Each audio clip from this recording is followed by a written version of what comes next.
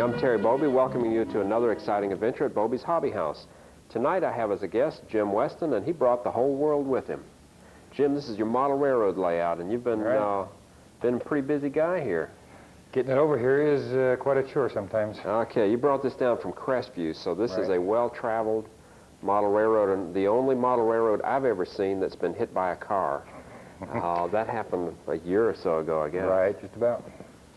But it doesn't seem to be any the worse for wear. Well, being plaster and homemade, you can repair things very quickly on it. This is a 4 by 10 foot layout, and you've spent some time working on it. I've been at it about 5 years in this particular layout in evenings. And X amount of hours and coffee and what have you involved, but there's no way you can measure the actual time. I didn't see the coffee. I left it home. That's part of the ingredients, right? Right. Where'd you learn how to do this kind of stuff? I've been modeling since the early 40s. My father got me involved, and little by little, I won't tell you what 40s, but in the 40s. And I've evolved through all the different scales and sizes and toy trains, the model trains. Here's some great close-ups of the model. What do we see here? This is the main town. This is the name of the railroad is the Bark and Sap, or the B&S, and this is the main town of Bark. And it's built roughly for the 1940s era, pre-war in other words. And I've tried to maintain a logging type of atmosphere in the Rocky Mountains. What are the buildings made of in there? Those are strictly little kits, and the little stagecoach you're looking at is a little $5 kit. It's very intricate to put together, but well worth the effort, as you can see. In fact, if they can get a shot of the horses on the next stage around, you'll see part of my wife's hair is hay. No dub. Okay, where are we now? Just up through the rocks. This is the top of the gorge. These are all plaster molds that were made from hydrocal, a form of plaster of Paris. They're made in rubber molds, and the actual rocks that these were made from come out of the Rocky Mountains. We hand-picked them and used them as molding compound. Replicas of honest-to-goodness rocks. Actual rocks. It's as real as it comes. They're tissue paper thin. They're just little shells that you're looking at. And, okay, I helped you get this out of the truck a few minutes ago, and two of us picked it up and put it on the ground. Excuse me, there's the wife's hair right there underneath the horse's head. She happens to have perfect blonde hair that's just the color of hay. That's putting yourself into it. That's ingenuity. Yeah, well, I don't donate hair to things like this anymore. That is a purchasable item through Bobe's. The hair, that is. The hair is? Right, that's Woodland Scenics. They come out with the little... Oh, yeah. We sell packages. Right, you sell it. Right, that's great. Now I'll have people buying hair for me, and that'll... we've got the glue to put it on with, too. Right, this little car here, that's about a $6 item. It's cast metal. A lot of fun to put together. And all painted up. And the bridges? Right. That's just sticks, just balsa wood that they use in model airplanes, and homemade. The trees the wife makes, they're all wood skewers and stuffing for pillows, I believe she calls it. They're cut into little squares stuck on the meat skewers after they're painted, and then she sprinkles foam on them. And what is this, a dark scene here? Now, this is the lumber camp up on the top of the mountain, and this is the lumber camp car. It's like somebody burning midnight oil. Right, and they have the wash line out in back, and you have a guy taking a bath. There's little tiny scenes throughout the entire layout. Yeah, you've got a real knack for peopling the layout. You know, just every time you find people in there, it looks familiar. One little thing, he just zeroed in on the tree on the right-hand side of your screen. If he could zero in on it, I don't think anybody in the... Drop down a little bit. A little more yet. Come down a little more. Okay. That little tree right there, everybody in the audience has seen that tree, or a tree just like it. You remember what I was telling you about? That is the leftovers from a grapevine. And I sit there and eat grapes all night. A little bunch of grapes? Right, and I couldn't figure what to do with the leftover vine, and that's perfect for a little tree. Well, this gives me the feeling that model railroaders don't throw anything away. Nothing. Yeah. It's pure ingenuity. Oh, that's great. All the trees are either out of the backyard or store implemented due to just little things. The earth effect is because it's real dirt. I imported 5 pounds of real dirt from New Jersey, my hometown, and sprinkled it on wet white glue, and that's what makes the real dirt. Real dirt's it hard just happens to beat, right? The right texture for some reason for the mountains. I read an article once that said that the dirt from around home plate works out pretty well sometimes. Yes, it's ground up real well. Yes. And the You've got a lot of trees on here. Did I hear you say a number about sometime back? There's roughly 150 pine trees, not counting the little shrubs and the dead trees. And all of you have seen the dead trees now in your own backyard. It's quite predominant here in Florida. It's this time of year to find Right. some dead trees. And here's some more of the guys. Right, You don't name these people or anything, do you? no, I talk to them a lot, but all the small scenes you're looking at with the close-up shots here have taken years. They've all evolved, and there's no pre-planning involved. It's just whatever comes out, comes out. No pre-planning? None. Well, the table itself was pre-planned, the configuration of the track plan. Everything after that is just however it came out. Okay, part of the lightness and portability of this table is the whole thing's made out of styrofoam. The entire table, the only thing that's wood on the entire table is the plywood sides or the panel sides, which are ultra thin and they're glued onto white foam. The legs, everything, the legs fall off. You can stand it right up on end. Everything is glued on. You can turn it upside down if you wanted. It's ultra light, 125 pounds roughly, as you see it here.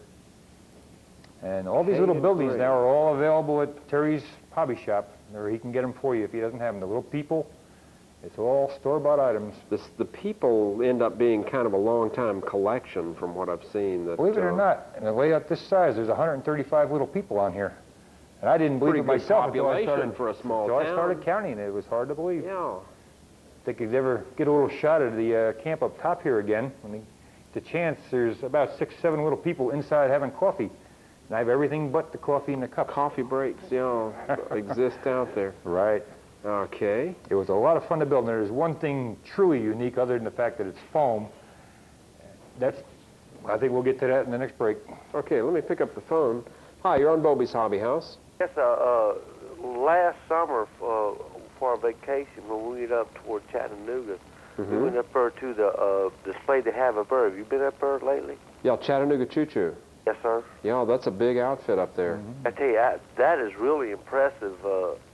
And I wanted to know, around the country, is there any kind of publication I could get that would let me know where, like, big permanent public displays like that are had?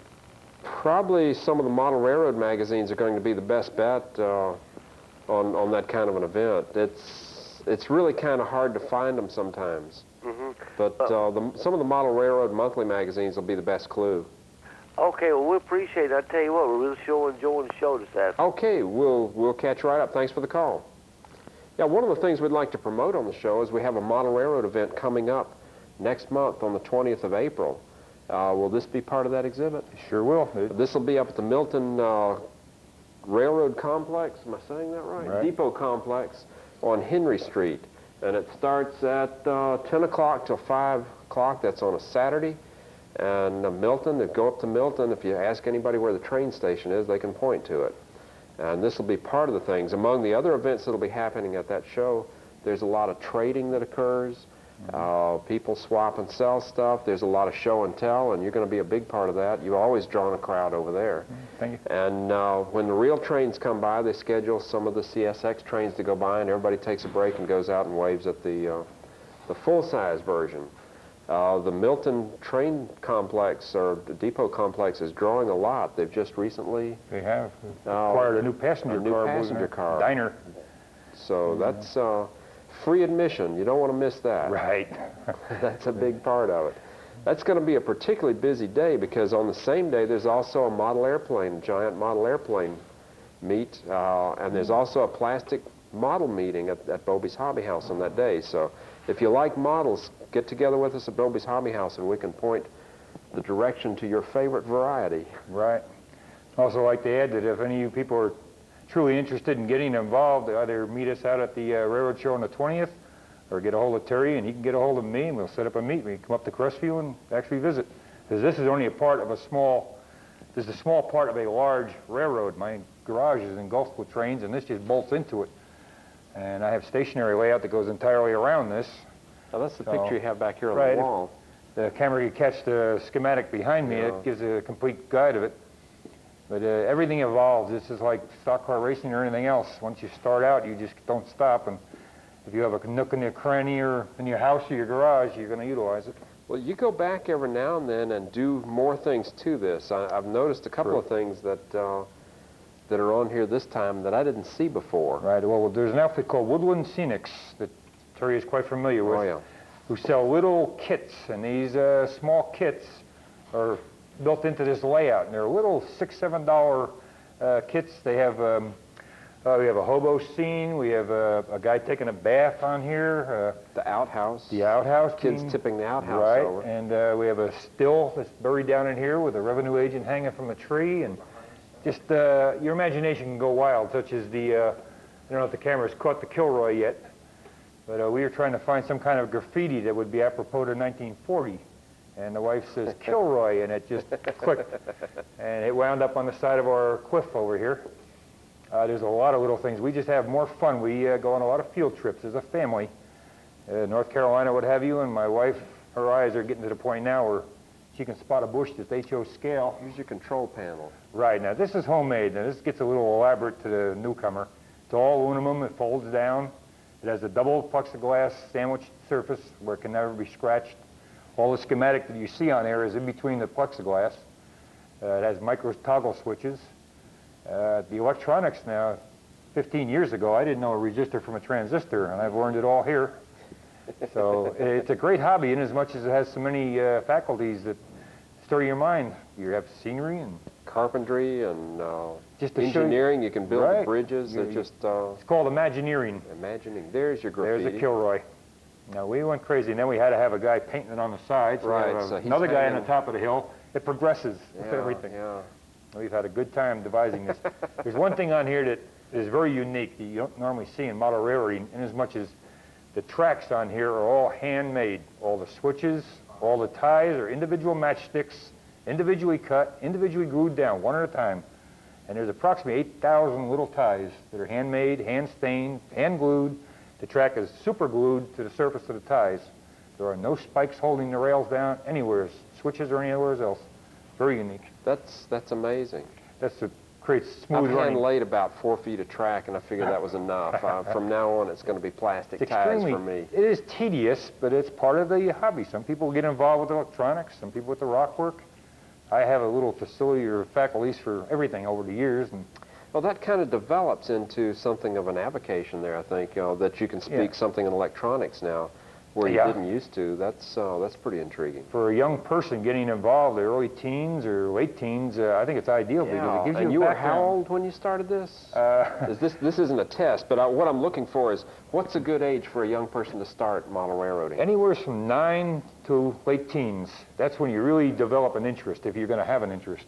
Okay, Jim, let's take a short break here, and we'll be back in a few minutes and more with Bobe's Hobby House here. Before you remodel, get the facts. There are registered professionals who know their business and can do the job right.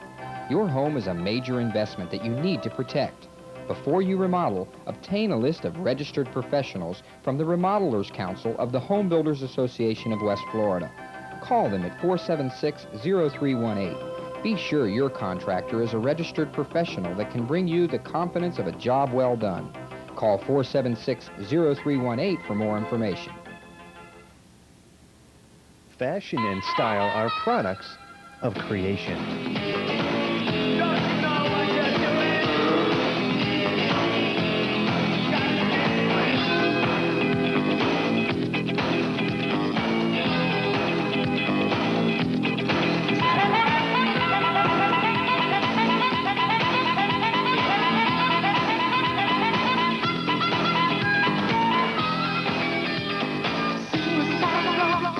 When your look is important, find yourself at 10th Avenue Hair Design. Set your imagination free at Bobe's Hobby House. You can float a boat, fly a plane, drive a train, or rocket to the sky. Bobe's offers how-to hobby classes and carries a complete line of art and craft supplies. Bobe's is your complete hobby headquarters with a knowledgeable staff to help you. Get your hands on a creative hobby from Bobe's Hobby House, 5719 North W Street, Pensacola. Okay, we're back and we have trains running now, just clipping right along here. Pretty good sound. That's some exciting stuff. I always enjoy seeing those shots inside the hobby shop. Pretty interesting place there. If you haven't been, you need to get out and take a look at that. Oh, here's some lickety-split trains coming around. Okay, you've got some more bridges coming through here, Jim. This is pretty interesting stuff. We got a lot of things to follow here. This is the gray in the rocks and the brown Right. buildings. It's pretty earthy looking stuff. Now the rocks have been sprayed with an airbrush after they're installed, and they're made from a rubber mold, like I say, and they're individually laid in there, and it's very tedious and painstaking. As you can see, you get excellent results. It's super light, and the configuration of your mountains is infinite, really. There's no limits to it at all. And underneath all those rocks that you see is strictly styrofoam blocks. There's nothing else supporting Come it. through here. Yeah, here we go. We're following that train now. That's going to be pretty neat We don't stuff. have access to the control panel to slow it down. It's 50-mile-an-hour train. I can't do anything about it. Yeah, we can do that. Okay, now, yeah, I think our here we're control coming operator- up to the overhead. Just slow it down a tiny bit. Very good. There we go. That's Mother Nature, by the way, folks. Okay. But the little sound car now that you hear, the chugging sound, is a little box car behind the engine, and it's a little $20 item that Terry's working on trying to get in the store. And it makes such a difference to have a sound system on a railroad. That was a lumber camp going there? Okay, here we come. We're coming around to the next move now. Okay. There's the... It's still a little bit fast, but Mother Nature's out of the picture again. Another thing on the control panel, which dropped off in transit, it does happen. A little 8-track car stereo is built into the control panel, where I just plug an 8-track tape in, and it has pre-recorded sound, speakers up underneath, and it's quite unique. And if we weren't talking, we could probably work it. But, everybody gets a kick out of hearing the steam whistles and things like that. Speaking of transporting this layout must have a lot of mileage on it by now. I mean, this is not your average layout. It's been places. I am quite amazed at the fact that we've never had a lost rail due to transit. Yeah. They seem to super glue. It does a fantastic job. And underneath all of the track on here that can't be seen is standard hardboard that gives the whole layout stability. Okay, they're getting some good shots. Yeah, There's the tunnel down here. The tunnel portals, believe it or not, that you just had a glimpse of, is a 2x4. And you just cut it out with a bandsaw and started whittling away, and it turned out beautiful. Just whatever comes out. That's all. And these can all be commercially purchased, of course, but myself, I'm not cheap. I just like to say I did it. You know, a lot of people are that way. One of the things that just occurred to me is these yellow cars are kind of reminding me of that Silverton train out in Durango, Silverton. If you want to ride a train that looks very much like this through some scenery that looks a lot like this, Very much. Durango, Colorado is a place to go this summer. There's places all over, everywhere from Atlanta to Chattanooga, Jacksonville. They have model railroad shows and meets, and the best thing to do that I could advise anybody that's interested is to get a model railroad or railroad model craftsman magazine. They have all the events listed. Terry knows most of the events. And they're a lot of fun to go to because that's where you really learn. Well, we're panning right through the scenery here. That is people are really, terrific. really They can slick. really do the job. But it just seems like it's overwhelming to a newcomer, but actually, like I say, we've evolved through this years and years and years, and it just becomes a fun thing. In the evenings, you get home from work, you take a little rest, eat, and 7, 8 o'clock, you feel like tinkering, you go out in the garage, you close the door, you have your own little world, and it's so relaxing. You can build it just like you'd like to have it, Well, right? you evolve it, or you involve yourself in something that's other than the normal. Somebody told me once that a lot of times you create problems doing this. You know, you have the problem of what size bridge do I need to get across this canyon, but the problems are all in HO scale. True. So it's easy to get up and walk away and from if the those. problem bothers you, you walk away and take on it tomorrow night. It's nothing. Never push a hobby. I don't care what hobby you're Well, in. that's how you tell the difference between a hobby and something else. Right. Anything that you have to work at is a job. Anything that you enjoy is a hobby. Well, that keep covers, that in mind. covers a lot of ground. Yes. When you get to the point where your trains or any other hobby is starting to depress you, get away from them. It's time to look for a new hobby. You're in the wrong world. Now this hobby is so nice because you can work on it. The nastier the weather gets, the colder it gets outside, the better the trains are. Here's some swimmers in the water tank. Right. That's, These are the logging crew up there taking an afternoon bath. Yeah. Again, just a little, I can't believe the cameras can pick up all this. This is fantastic. That's great. And these trains now are very inexpensive little kits. I think they're about $6, $7 for each one of those little cars. The engine itself is roughly $45, $50. Well, the passenger cars are a little more expensive than the freight cars. Yeah, in most cases, right. But these are the MDC cars, and they're fairly inexpensive compared to some. Mm-hmm. And Athearn is another one that Terry carries. It's very inexpensive. You had a very good-looking kit. Okay. The best thing to do is find out if you're interested in a hobby. How do you, is there a test you can take? Go out and just buy a little $30 train set and see if you can hold your interest for a while. If you can, if it has, gets your imagination moving. We kind of like to get people started on kits. Build a kit. Kits can be overwhelming at times for a newcomer. Easy kits. Easy kits, like your little plastic car out there. Well, that's why we stay up the hobby shop, and we have people there that have the hobbies, and we can recommend for the first-time people. Now, one of the things I have found is a lot of people would like to do something more complicated because they're pretty macho, they're pretty tough guys, they can handle it, but some of them get discouraged. And it's, you know, we try to get people coached into going, you know, the easy way first. It's just a lot better that way. Right. You start off with a simple kit and let yourself evolve. Don't push yourself into getting too deep. A lot of kids, I say kids respectfully, go out and buy a 4x8 sheet of plywood, and they start building a train set. Right. That is a huge train set. This is 4x10, and it's taken me 5 years. And they're only 2 foot shorter than this. And that's a lot of train set. We have some photographs of a fellow that did a really nice job on a 4x6 layout. Right. He covered the city, the mountains, the yard area, and everything, which really amazed me that he could put that much stuff on 4x6. It'll amaze a lot of people. It looks like a little piece of plywood until you start putting all these little tiny seams in, and it can get very big very quick.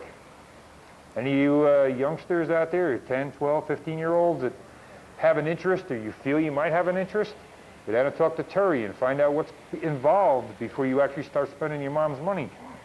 I say that we've got, you know, well, there are moms. In fact, this turns into family hobbies, like you mentioned a minute ago. Yes, absolutely. A lot of times people are aware, and if a train thing comes on TV somewhere, they say, hey, come look at this. Right. Oh, here we go, an overhead shot. This is the aerial view. That's pretty neat. Something you rarely see. Nice polished rails. That looks like trains come this way frequently. That's something that I also come up with a while back. You get a lot of scenery in a layout. You can't stick your hands down in there to clean track. You know, it used to be a problem. Well, I noticed you even have telephone wires strung. Those? So, you know, reaching around those, that occurred to me. I need to be a little careful on that. I even wore my glasses to get it on straight. The telephone pole wire is very unique. That's a very, very fine solder that they use in electronics. It has a very natural drape, being 60-40 lead solder, or lead, what is it, lead tin. Lead and tin, and you can tie little knots in it. Very fun to work with. You can make all kinds of cables. I guess it's easy to repair, too. All right, it breaks, like during the shows, we have thousands of people that look at this, break the wires, we just go up there and tie a little knot and tie it back up again. No trouble at all. And this has been the Mom Bell would like to do that, too. Dozens of shows. We've had hundreds of people all around the layout. Virtually no trouble whatsoever. And the kids are even better than I thought they would ever be. It's the parents slapping their hands when they go to point to something we have trouble with. Okay, this has been really neat, Jim. We've got just a couple of minutes left. I'd like to thank you, first of all, for coming out and putting this real fine layout on display. And remind everybody that if you haven't seen enough on TV, and generally that's the case, this same layout will be on exhibit at the Model Railroad Show up in Milton, at the Milton Depot Complex. That's on April 20th. And super show, if you have any interest in trains at all, that's going to be the place to be on, there it is, free admission. How can you go wrong? True. We have other events going on in the hobby areas. The giant model airplane meet, same day, and the plastic model meet, same day, different places. In order to keep you up to date on all those hobby events, give us a call up at Bobe's Hobby House. We have people there that know. We've got just a minute left to go here. We'd like to take a look at a few more scenes on the layout. Jim, this is, the more you look at it, the more you see. It's just really amazing. Now, there again, I've thoroughly enjoyed building it, which is the key to any hobby. And I hope all of you keep that in mind, where your mom gets upset because you're spending too much money, back off and go out in the backyard and start looking at HO scale trees.